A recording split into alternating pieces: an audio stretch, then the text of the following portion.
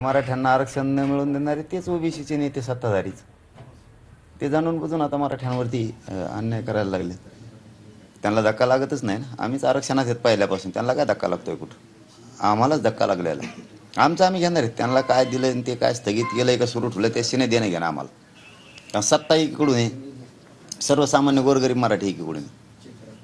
त्यामुळे आम्ही काय आमचं ओबीसीतलं आरक्षण घेणार आहेत. उपोषण सुरू ठेवा, चालू ठेवा, कारण ते दबाव आहे. राज्य सरकारमध्ये राहायचं, ओबीसीच्या नेत्यानं संविधानाच्या पदावर राहायचं, पाळलेले 10 पास स्वतः हाकून घ्यायचे आणि दाखवायचं. सगळे सत्ताधारीच आहेत. आम्ही तेच आंदोलन करायला लावणार आणि सत्ताधारी म्हणून आम्हीच येणार असं ठरवून मॅनेज आहे ती खेळ.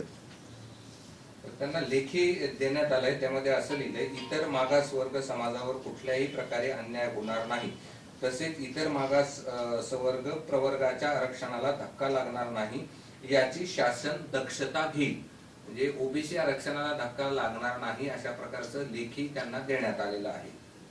नाही, त्यांना धक्का लागलो नाही लागू आम्हाला काय माहीत नाही. आमच्या आरक्षणात ते येत हे आम्हाला माहिती, बाकीचं माहीत नाही आम्हाला. त्यांना धक्का लागतोय का चढायला लागत आहेत का उतारायला लागत आहेत ते नाही माहीत आम्हाला. आम्हाला एवढंच माहिती आहे, आमचं ओबीसीत आमच्या नोंदी आहेत, आमचं हक्काचं गॅजेट आहे, आमच्या हक्काच्या नोंदी आहेत.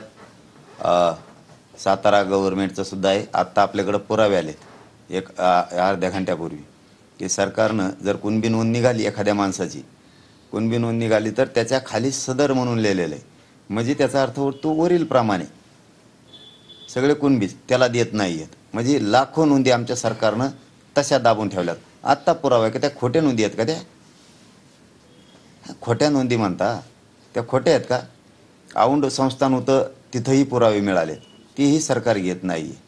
ब्रिटिशकालीन जनगणनेतसुद्धा मराठा हा कुणबी दाखवलेला आहे, तेही पुरावे आहेत. 1871 मधले ते पुरावे आहेत, तेही घेत नाहीत.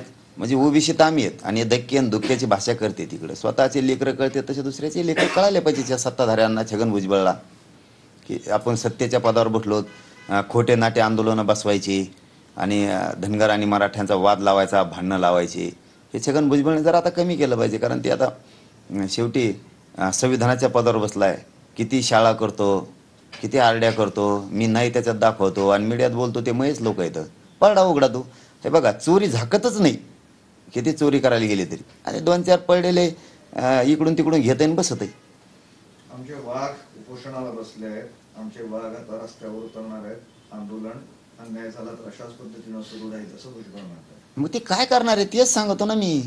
काही लोक लिहित फेसबुकला, सोशल मीडियाला, संविधानाचं आंदोलन वडीगुद्रीत पहा, अमक्याचं आंदोलन पहा. बघा ना, बघा.